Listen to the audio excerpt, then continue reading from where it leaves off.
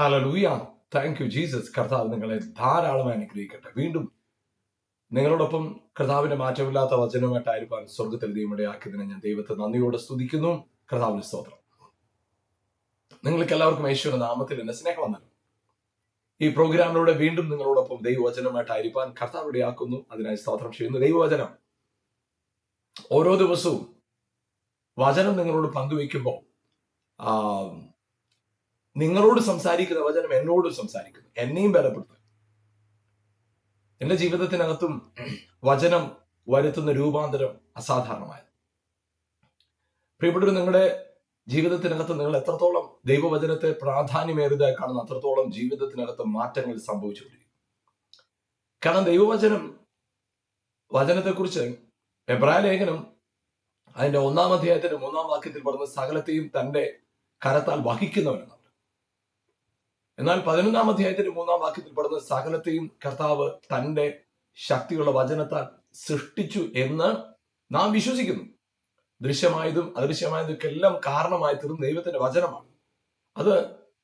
അപ്പൊ അവിടെ സൃഷ്ടിയുടെയും കാരണം ദൈവവചനമാണ്, ആ സൃഷ്ടിക്കപ്പെട്ട് നിലനിൽക്കുന്നതിന്റെയും കാരണം ദൈവവചനം.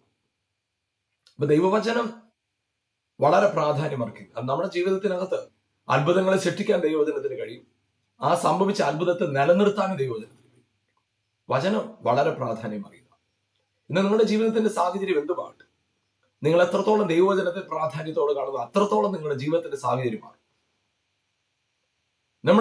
നമ്മുടെ അകത്തുണ്ടാകേണ്ടത് യോശുവയോട് കർത്താവ് പറഞ്ഞൊരു വാക്കുണ്ട്. യോശുവേ, നീ ഈ വചനം വിട്ട് ഇടത്തോട്ടോ വലത്തോട്ടോ മാറരുത്. അതിന് നീ ചെയ്യേണ്ട കാര്യം ഉറപ്പും ധൈര്യമുള്ളവനായിരിക്കും. അപ്പൊ നമ്മുടെ ഹൃദയത്തില് ഉറപ്പ്, ധൈര്യം, എന്റെ കർത്താവിനോട് പറഞ്ഞ കാര്യം ഞാൻ ചെയ്യും.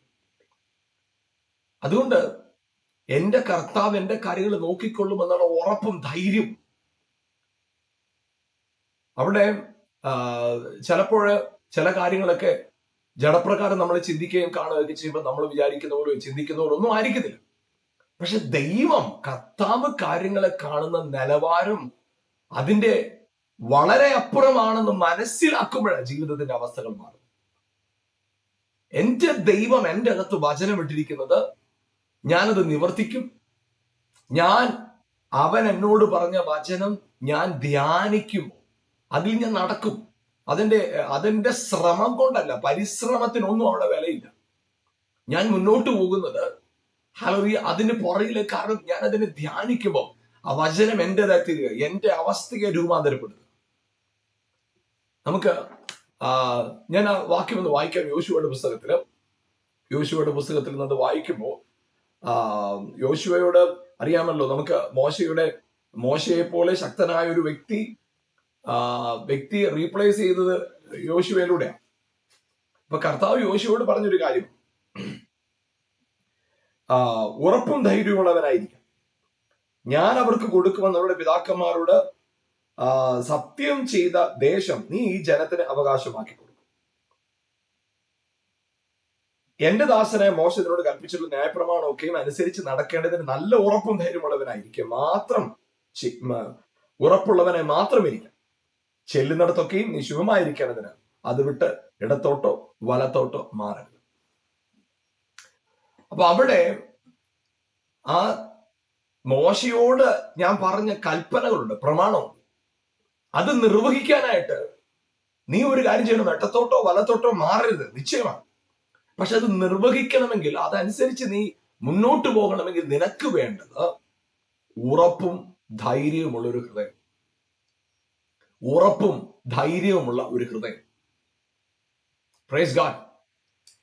അത് നിങ്ങളുടെ ഉള്ളിൽ ആ ഉറപ്പും ധൈര്യമുള്ള ഒരു ഹൃദയം ബിൽഡ് ചെയ്യുമ്പോൾ നിങ്ങൾ പോലും അറിയാതെ നിങ്ങൾ വചനത്തിൽ സഞ്ചരിക്കാം. നിങ്ങൾ പോലും അറിയാതെ നിങ്ങളുടെ ജീവിതം വചനത്തോട് ചേർന്ന് നിൽക്കാം. Praise God. അപ്പൊ നമ്മുടെ ജീവിതത്തിനകത്ത് പാപത്തെക്കാളും ഭയാനകമാണ് നമ്മുടെ ഭയം. പാപം ചെയ്തൊരു വ്യക്തി ദൈവഭയം ഉണ്ടെങ്കിൽ അവൻ പാപത്തിൽ തുടരത്തില്ല. പാപം ചെയ്തൊരു വ്യക്തിയുടെ ജീവിതത്തിൽ ഒരു തെറ്റുപറ്റി, രക്ഷിക്കപ്പെട്ടു, കർത്താവിനെ അറിഞ്ഞു, വചനം വായിച്ചു വളരെ വിശ്വസ്തയോടെ കർത്താവിന് വേണ്ടി നിൽക്കാൻ ഹൃദയപൂർവ്വം ഇറങ്ങിയ ഒരു വ്യക്തിയാണ്. ആ വ്യക്തിക്ക് ഒരു തെറ്റുപറ്റി കഴിയുമ്പോൾ ആ വ്യക്തിയുടെ അകത്ത് ചിന്തിക്കുക, ഇല്ല കഴിഞ്ഞു, ഞാൻ തെറ്റിപ്പോയി, കർത്താവ് എന്നെ ഉപേക്ഷിച്ചു, ഞാൻ തീർന്നു, ദൈവം എന്നെ കീറിക്കളയും, ദഹിപ്പിച്ചു കളയും എന്ന ഭയം, പേടി ഒരുവന്റെ ഉള്ളിൽ വരുമ്പോൾ അവൻ ചെയ്യുന്ന ഒരു കാര്യം ദൈവത്തെ വിട്ടേച്ചു. പക്ഷെ ദൈവ ഭയം അകത്തുണ്ട്. ഞാൻ പാപം ചെയ്യാൻ പാടില്ല, പക്ഷെ എനിക്ക് തെറ്റുപറ്റി, പക്ഷെ എന്റെ കർത്താവ് എന്നെ ഒരു നാളും ഉപേക്ഷിക്കത്തില്ല, എന്റെ ദൈവം എന്നെ സ്നേഹിക്കുന്നവനാണ്.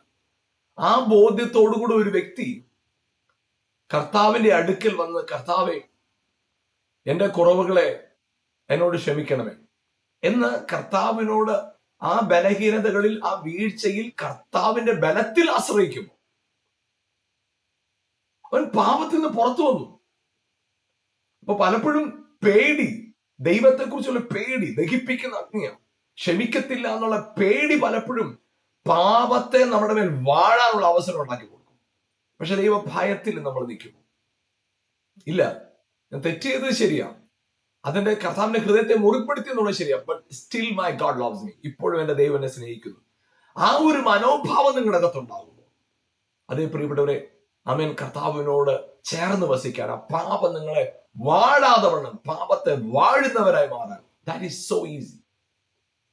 പ്രിയപ്പെട്ട ദാവീദിന്റെ ജീവിതത്തില് നമുക്കറിയാം, പാപം ചെയ്തു, അവനപ്പം തന്നെ ദൈവത്തെ വിട്ട് ഓടുകയല്ല ചെയ്തു. കർത്താവേ, എന്റെ ദയക്ക് തക്കവണ്ണം എന്നോട് കൃപയുണ്ടാകണമേ. അപ്പോഴ് ആ മനോഭാവമാണ് ദാവീദിനെ പിന്നത്തതിൽ ശ്രേഷ്ഠനാക്കി മാറ്റുന്നത്, പിന്നത്തത് നിലനിർത്തുന്നത്, പിന്നെയും അവൻ ആ സ്ഥാനത്ത് തുടരാനിടയായത്. എന്നാൽ ആദമിനെ സംബന്ധിച്ചിടത്തോളം ഭയന്ന് ദൈവത്തെ വിട്ട് ഒളിച്ചു. നമ്മുടെ ജീവിതത്തിനകത്ത് നമ്മളെ വാഴുന്ന പാപത്തിന്റെ ശക്തിയേക്കാൾ ശ്രദ്ധിക്കേണ്ട ഒന്നാണ് ഭയം. അനേകരുടെ ജീവിതത്തെ വാഴുന്ന ഒരു കാര്യമാണ് ഭയം. അപ്പൊ അതുകൊണ്ട് നമ്മുടെ അകമേ മാറ്റം ഉണ്ടാക്കുക, അകമേ അവസ്ഥകളെ മാറ്റുക. എന്റെ ദൈവം വിശ്വസ്തനാണെന്നുള്ള ബോധ്യം, എന്റെ ദൈവം മാറാത്തവനാന്നുള്ള ബോധ്യം, എന്റെ ദൈവം എന്നെ കരുതുന്നവനാണെന്നുള്ള ബോധ്യം അകത്ത് വന്നിട്ട് എന്റെ അകത്തുള്ള അഴുക്കുകളെ, അഴുക്കെന്ന് പറയുമ്പോൾ അശുദ്ധിയോ ചിന്ത, ഇത് അതെല്ലാം പാപമാണ്. പക്ഷെ അഴുക്ക് ഭയം കൊണ്ട്, അവിശ്വാസം കൊണ്ട് നമ്മുടെ ഹൃദയം അഴുക്കുള്ളതായി മാറും. അതുകൊണ്ട് നമ്മുടെ ജീവിതത്തിനകത്ത് ഓരോ നാളും വിശ്വാസത്തെ ബിൽഡ് ചെയ്യണം. ഇപ്പൊ വിശ്വാസത്തെ ബിൽഡ് ചെയ്യാനായിട്ട്, വിശ്വാസത്തെ പണിതെടുക്കാനായിട്ട്, നമ്മുടെ അകത്ത് വിശ്വാസത്തെ വർദ്ധിപ്പിക്കാനായിട്ട് കർത്താവ് നമ്മുടെ ചുറ്റുപാടുകളിൽ തന്നിരിക്കുന്ന പല കാര്യങ്ങളുണ്ട്. ആ ഓരോ കാര്യങ്ങളും നമ്മുടെ ജീവിതത്തിന്റെ പ്രാധാന്യമേറിയ കാര്യമായിട്ട് തന്നെ കണ്ട് അത് നിങ്ങൾ വർദ്ധിക്കാനായിട്ടിടയാകും, അത് നിങ്ങൾ വളരാനായിട്ടിടയാകും, അത് നിങ്ങൾ ആമേൻ അരുളിയെ ബലപ്പെടാനായിട്ടിടയാകും. അത് നിങ്ങളുടെ ജീവിതത്തിന്റെ സാഹചര്യങ്ങൾ മാറ്റും, അത് നിങ്ങളെ ഒരു അനുഗ്രഹമാക്കി തീർക്കാൻ അത് മതി. Praise God, hallelujah. അതുകൊണ്ട് പ്രിയപ്പെട്ടവർ, നമ്മുടെ ജീവിതത്തിനകത്ത് കർത്താവ് ആഗ്രഹിക്കുന്ന ഒരു വലിയ നിലവാരം എന്താണെന്നറിയോ? ധൈര്യത്തോടെ, അതെ, ഹല്ലേലൂയ, അപ്പനെ അപ്പനായി കണ്ട്, അപ്പയുടെ ഹൃദയത്തെ അങ്ങനെ തന്നെ കണ്ട് അവന്റെ കൂടെ നടക്കുക. നിങ്ങളുടെ അകത്ത് കുറ്റബോധം, ഞാൻ അങ്ങനെ ചെയ്തില്ല കുഴപ്പമാകുമോ, ഇങ്ങനെ ചെയ്തില്ല കുഴപ്പമാകുമോ, ഞാൻ അവരെല്ലാം ഇങ്ങനെ ചെയ്തെന്നാണല്ലോ കേട്ടത്.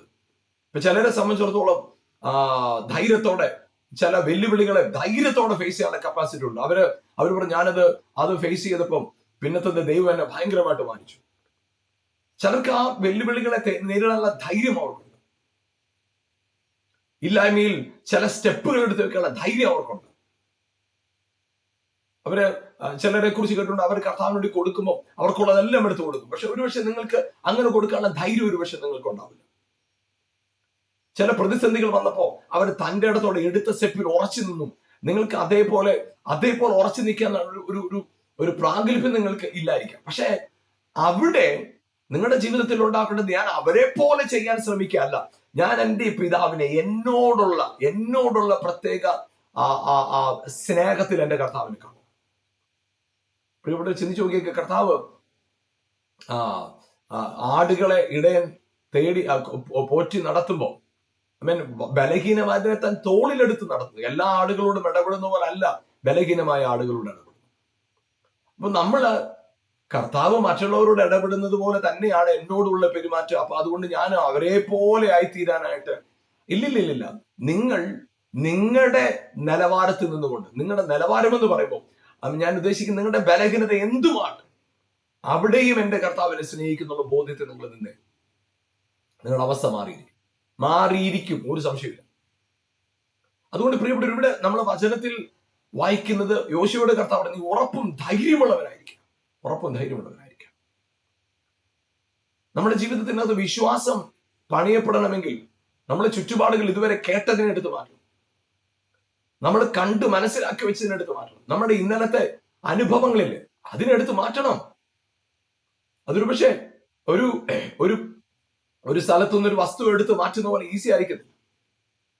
പക്ഷെ നിങ്ങൾ തുടർച്ചയായിട്ട് കർത്താവിന്റെ കരങ്ങളിലേക്ക് നിങ്ങൾ ഏൽപ്പിച്ചു കൊടുക്കും, നിങ്ങളുടെ ഹൃദയത്തെ കർത്താവിന് വേണ്ടി തുറന്നു കൊടുക്കുമ്പോൾ നിങ്ങളുടെ അവസ്ഥകളെ മാറ്റും കർത്താവ്. ഹല്ലേലൂയ. ഇവിടെ അബ്രഹാമിന്റെ ജീവിതത്തിനകത്ത് കർത്താവ് അബ്രഹാമിനോട് സംസാരിക്കുന്ന ദൈവം, കർത്താവ് വന്നിട്ട് പറഞ്ഞു, ഞാൻ നിന്നെ അനുഗ്രഹിച്ച് വലിയ ജാതിയാക്കും, നിന്നിൽ സകല ജനതകളും അനുഗ്രഹിക്കപ്പെടും. കർത്താവ് അബ്രഹാമിന് കൊടുത്ത വാഗ്ദത്തം. പക്ഷെ അബ്രഹാമിന് ആ വിശ്വാസത്തിൽ എത്താനായിട്ട് വർദ്ധിപ്പിക്കുമെന്നൊക്കെ പറഞ്ഞിട്ട് ആ വിശ്വാസത്തിൽ എത്താനായിട്ട് അബ്രഹാമിന് സാധിക്കുന്നില്ല. അപ്പൊ ദൈവം തുടർച്ചയായിട്ട് വീണ്ടും അബ്രഹാമിനോട് ഇടപെടുക. നമുക്ക് ഉൽപ്പത്തി പുസ്തകം അതിന്റെ 15-ാമത്തെ അധ്യായത്തിന് അതിന്റെ 1-ാമത്തെ വാക്യം, അതിനുശേഷം അബ്രഹാമിന്റെ ദർശനത്തിൽ യഹോവയുടെ അരുളപ്പാടുണ്ടായത് എന്തെന്നാൽ, അബ്രഹാമെ ഭയപ്പെടേണ്ട, ഞാൻ നിന്റെ പരിചയം നിന്റെ അതിമഹത്തായ പ്രതിഫലവുമാകും. ദൈവം അബ്രഹാമിനോട് പറഞ്ഞ കാര്യം, ഞാൻ നിന്റെ പരിചയം അതിമഹത്തായ പ്രതിഫലവും. നീ ഏത് സാഹചര്യത്തിൽ കൂടെ കടന്നു പോകുന്നു, I am your great reward. ഞാൻ നിനക്ക് അതിമഹത്തായ ഒരു പ്രതിഫലമാണ്. നിന്റെ സാഹചര്യങ്ങളെ മാറ്റുവാൻ ശക്തനായ ഒരു ബലൻ, അതിമഹത്തായ പ്രതിഫലം. അത് കർത്താവ് അബ്രഹാമിനോട് പറഞ്ഞ വാക്ക്. അബ്രഹാമിന്റെ അകത്ത് അത് ഉൾക്കൊള്ളുന്ന മനസ്സില്ല. അബ്രഹാം അതിനെ വേണ്ട പോലെ മനസ്സിലാക്കാൻ പറ്റുന്നില്ല. നമ്മൾ ചിലപ്പോ ദൈവവചനം കേൾക്കുമ്പോൾ നമ്മൾ അങ്ങനെ, നമുക്കത് മറ്റുള്ളവരുടെ ജീവിതത്തിലൊക്കെ പ്രാക്ടിക്കൽ ആയിരിക്കാം, പ്രായോഗികമായിരിക്കാം. എനിക്കിത് നടക്കുമോ? കാരണം ഞാൻ ശരിയല്ല, എനിക്ക് കുറവുകളുണ്ട്, ബലഹീനതയുണ്ട്. നമുക്ക് പല കാര്യങ്ങൾ അതിനോട് ചേർത്ത് വെച്ച് പറയാനുണ്ടാവും. പക്ഷെ ഇവിടെ പറയുന്നത് അതിമഹത്തായ പ്രതിഫലം. അബ്രഹാമിന്റെ മറുപടി ഇല്ല. അതിന് അബ്രഹാം, കർത്താവായ യഹോവേ, നീ എനിക്ക് എന്തു തരും? ഞാൻ മക്കളില്ലാത്തവനായി നടക്കുന്നു, എന്റെ അവകാശി ദമേശേക്കുകാരനായ എലിയാസർ അത്ര എന്ന് പറഞ്ഞു. അപ്പൊ അവിടെ ദൈവം പറഞ്ഞ വാക്കിനെ അതുപോലെ സ്വീകരിക്കാനുള്ള കപ്പാസിറ്റി അബ്രഹാമിനില്ല. അബ്രഹാമിന് അത് ഉൾക്കൊള്ളാൻ കഴിയുന്നില്ല. കാരണം ചില വർഷങ്ങളായിട്ട് കർത്താവിന്റെ വാഗ്ദത്തം കേട്ട് പുറകെ ഇറങ്ങി അബ്രഹാമിന് മൃഗസമ്പത്തുകൾ വർദ്ധിച്ചു, വെള്ളി പൊന്ന് ദാസന്മാർ വർദ്ധിച്ചു, ഇതിലെല്ലാം വർദ്ധിച്ചു. പക്ഷെ ഇതിലെല്ലാം വർധന ഉണ്ടായിട്ടും അബ്രഹാമിന് മക്കളില്ല. അപ്പൊ അബ്രഹാമിന് ഈ കേട്ട വാഗ്ദത്തം എന്റെ പ്രതിഫലമാണ്, എന്റെ പരിചയമാണ്, ആ വാക്കുകളെ ഉൾക്കൊള്ളാൻ അബ്രഹാമിന് സാധിക്കുന്നില്ല. അബ്രഹാമിന് അത് ഉൾക്കൊള്ളുന്ന ഒരു പക്വതയിലേക്ക്, ആ ഒരു മാനസികാവസ്ഥയിലേക്ക് അബ്രഹാം എത്തിയിട്ടില്ല. അവിടെ ദൈവം അബ്രഹാമിനെ താൻ ആഗ്രഹിക്കുന്ന നിലയിലേക്ക് അവനോട് സംസാരിക്കുക. ഇവിടെ അബ്രഹാം പറയുന്ന ഒരു കാര്യമാണ്, ഈ ദമേശേക്കുകാരനായ എലിയാസർ എന്റെ അവകാശി ആകും, തീർത്തു പറയാം. അപ്പൊ അവിടെ കർത്താവിന്റെ മറുപടി ഇങ്ങനെയാണ്.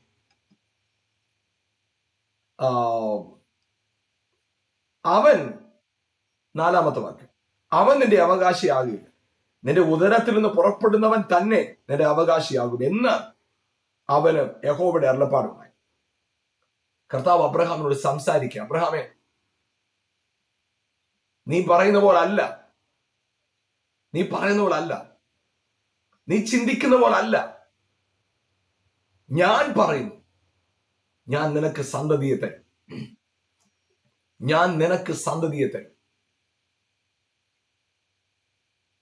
ഇവിടെ അബ്രഹാം പറഞ്ഞത് ആകുന്നു. കാരണം അത് കാഴ്ചയാ പറയുന്നത്. 4-ാമത്തെ വാക്യത്തിൽ അബ്രഹാം ഇങ്ങനെ പറയുന്നത്, 3-ാമത്തെ വാക്യത്തിൽ ഇങ്ങനെ പറയുന്നത്, എന്റെ അവകാശിയാകുന്നു, അവൻ എന്റെ അവകാശിയാകുന്നു.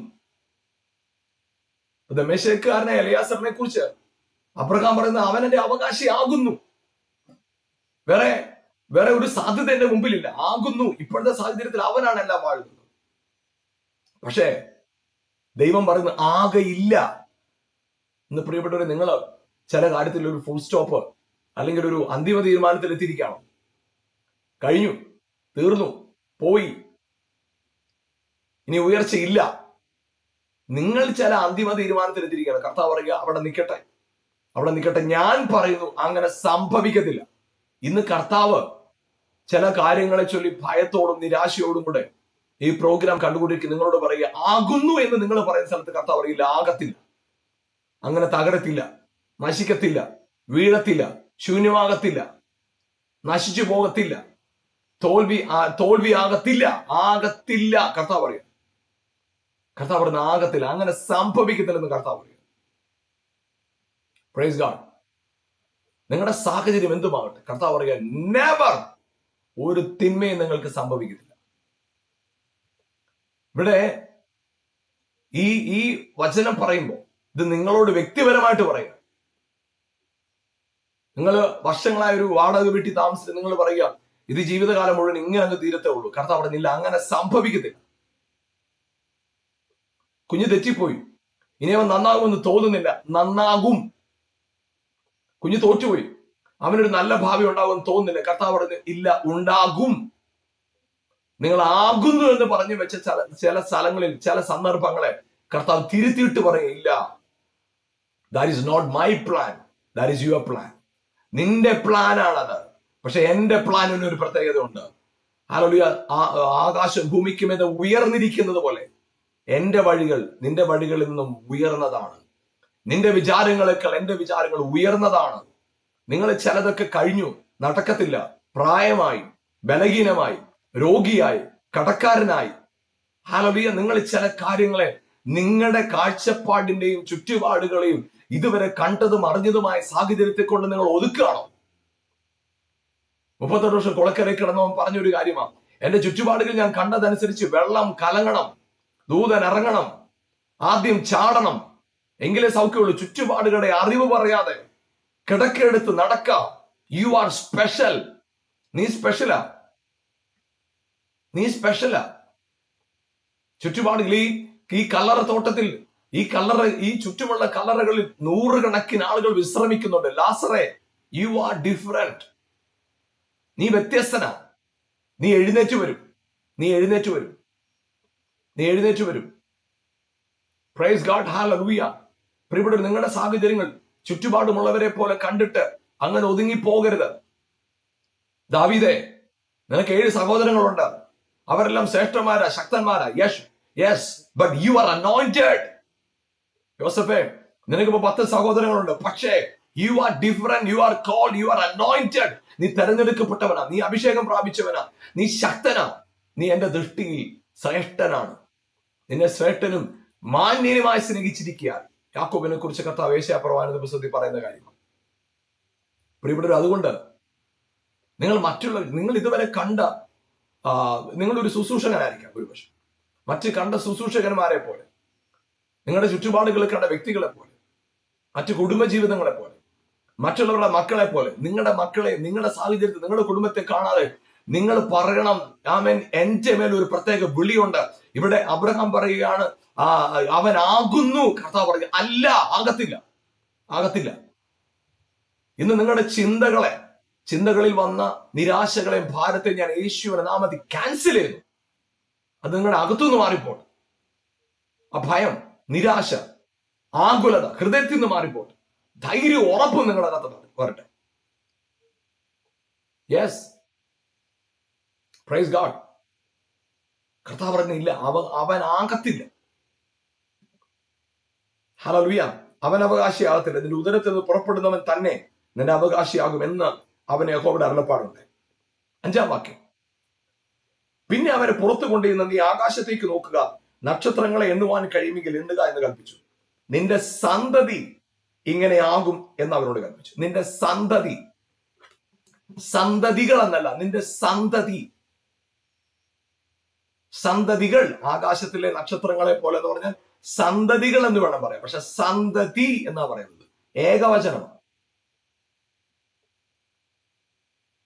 അവിടെ ഹല്ലേലൂയ ആമേൻ കർത്താവ് പറയുന്നത് നിന്റെ സന്തതി വണ്ണമാകും. നമുക്ക് ആ സന്തതി എന്ന വാക്കിന് അവിടെ നിൽക്കുമ്പോൾ തന്നെ ഗലാത്യ ലേഖനം അതിന്റെ 3-ാമത്തെ അധ്യായത്തിന്റെ 18-ാമത്തെ വാക്യത്തിൽ ഇങ്ങനെയാണ് നമ്മൾ കാണുന്നത്. 16-ാമത്തെ വാക്യം, ഗലാത്യ ലേഖനം 3:16. എന്നാൽ അബ്രഹാമിനും അവന്റെ സന്തതിക്കും വാഗ്ദത്തങ്ങൾ ലഭിച്ചു. സന്തതികൾക്ക് വന്ന് അനേകരെ കുറിച്ചല്ല, നിന്റെ സന്തതിക്കും എന്ന ഏകനെ കുറിച്ച് അത്രേ പറയുന്നത്, അത് ക്രിസ്തു തന്നെ. അപ്പോഴ് ദൈവവചനത്തിനകത്ത് പറയുന്നത് ദാറ്റ് ഈസ് ക്രൈസ്റ്റ്, സന്തതി ക്രിസ്തു. അതായത് പ്രിയപ്പെട്ടവരെ, പഴയ നിയമത്തില് പുറപ്പാട് പുസ്തകം അതിന്റെ 4-ാം അധ്യായം 21-22 വാക്യത്തെ ദൈവം പറയുന്നത് ഇസ്രായേൽ എന്റെ ആദ്യ ജാതൻ. അപ്പൊ ഒരു ജനതയെ കർത്താവ് പറയുന്നത് സന്തതി, സന്തതി. പക്ഷേ ഇവിടെ കർത്താവ് ഒരുവനെ പറയുക, സന്തതി, ക്രൈസ്റ്റ്. പ്രിയപ്പെട്ടവർ, ഞാൻ പറയട്ടെ, നിങ്ങളും ഞാനും വി ആർ ഇൻ ക്രൈസ്റ്റ്. നിങ്ങൾ ക്രിസ്തുവിലാണ്. You are in Christ. ഒരുവൻ ക്രിസ്തുവിലായാൽ അവൻ പുതിയ സൃഷ്ടി. നമുക്ക് നമ്മുടേതായ വ്യത്യസ്തമായ ഒരു ഐഡന്റിറ്റി അല്ല. We are hidden in Christ. നമ്മൾ കർത്താവിൽ മറഞ്ഞിരിക്കുക. അബ്രഹാമിന്റെ സന്തതി ക്രിസ്തു. അതുകൊണ്ടാ കർത്താവ് നക്ഷത്രങ്ങളെ നോക്കിയിട്ട് പറഞ്ഞത് ഇതുപോലെയാക്കും. അവിടെ യേശുവിനെ ജനനത്തിങ്കിൽ വിദ്വാൻമാർ നയിക്കപ്പെട്ടത് നക്ഷത്രത്താൽ നയിക്കപ്പെട്ടു. നക്ഷത്രം വിളിച്ചു പറയുന്നു അബ്രഹാമിന്റെ സന്തതി. ചിന്തിച്ചു നോക്കുക, 6-ാം വാക്യം ഉൽപ്പത്തി പുസ്തകം 15:6 പറയുന്നത് അബ്രഹാം ദൈവത്തിൽ വിശ്വസിച്ചു, ദൈവം അത് അവനെ നീതിയായി കണക്കിട്ടു. പ്രിയപ്പെട്ടവർ, എന്താ സംഭവിച്ചത്? അവന്റെ കാഴ്ചപ്പാടുകളെ കർത്താവ് മാറ്റി, അവന്റെ ഭാവനയെ മാറ്റി. അവൻ ഭാവനയെ കണ്ടിരിക്കുകയാണ്. ഈ എലയാസർ എന്റെ അവകാശിയാകുന്നു. ഭാവന സംഭവിച്ചിട്ടില്ല, പക്ഷെ അവൻ ഭാവനയിൽ കാണുക.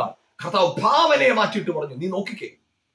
അവന്റെ സങ്കല്പങ്ങളെ മാറ്റിയിട്ട് പറഞ്ഞു, നീ ആകാശത്തിലേക്ക് നോക്ക, നക്ഷത്രങ്ങളെ നോക്ക. നിന്റെ സങ്കല്പങ്ങളെ ഒന്ന് മാറ്റുക. നിങ്ങൾ സങ്കല്പങ്ങളെ ഒന്ന് വ്യത്യാസപ്പെടുത്തുക. നിന്റെ സങ്കല്പങ്ങൾ മാറുന്നു, നിന്റെ അകത്തെ ചിന്താഗതി മാറുന്നു, നിന്റെ ശരീരം ബലം പ്രാപിക്കും, നിന്റെ അവസ്ഥ മാറിയിരിക്കും. പ്രിയപ്പെട്ടവരെ, ഇന്ന് കർത്താവ് വീണ്ടും നിങ്ങളോട് സംസാരിക്കുന്നു. നിങ്ങൾ പറഞ്ഞു വെച്ചിരിക്കുന്ന ചില മുഖ്യമായ വാക്കുകളിൽ കഴിഞ്ഞു, തീർന്നു. കർത്താവ് പറയുക, നോ, ഇല്ല, അത് തീരാനും കഴിയാനും ഉള്ളതല്ല. ഇവിടെ അല്ല നിന്റെ എൻഡ്. ഇതല്ല നിന്റെ വിളി. നിന്റെ വിളി അസാധാരണമായ. Praise God, hallelujah. നിങ്ങളുടെ ജീവിതത്തിനകത്ത് ഏതെങ്കിലും മേഖലകളിൽ വാഗ്ദത്തങ്ങൾ കേട്ടിട്ട് വൈകിയതിന് നിരാശയോടിരിക്കുന്നു? ഇല്ല, നിങ്ങൾ വ്യത്യസ്തരാ. അവർക്ക് അങ്ങനെയാണല്ലോ നടന്നത്, ഇവർക്ക് ഇങ്ങനെയാണല്ലോ സംഭവിച്ചത്. അവർക്ക് സംഭവിച്ചതും ഇവർക്ക് സംഭവിച്ചതും നിങ്ങളുടെ വിഷയമായിട്ട് പൊരുത്തപ്പെടുത്തരുത്. നിങ്ങളുടെ വിളി വളരെ വ്യത്യാസമാണ്. നിങ്ങൾ അവിടെ വ്യത്യസ്തരാണ്. നിങ്ങൾ വിശേഷതയുള്ളവരാ. You are precious and you are different. അതുകൊണ്ട് അവരുടെയും ഇവരുടെയും സാഹചര്യങ്ങൾ നോക്കി നിങ്ങളെ കുറ്റപ്പെടുത്തി നിങ്ങളെ ഡൗൺ ആക്കരുത്. നിങ്ങളുടെ ഉള്ളിലൊരു ധൈര്യം ഉണ്ടാകട്ടെ. ഞാൻ വ്യത്യസ്തനാണ്. എന്റെ ജീവിതത്തിൽ കർത്താവ് വ്യത്യസ്തമായ നിലയിൽ തന്നെ ചെയ്തെടുക്കും. അത് വിശ്വസിച്ചേ. അത് നമ്മുടെ അകത്ത് ഉറപ്പുണ്ടാകട്ടെ. ആ ധൈര്യം നമ്മുടെ അകത്ത് വരട്ടെ. ഹല്ലേലൂയ. നിങ്ങളുടെ ഉള്ളിൽ ആ ബോധ്യം എത്രത്തോളം പണിയപ്പെടുന്നു അത്രത്തോളം നിങ്ങളുടെ അവസ്ഥ. നമുക്കറിയാം,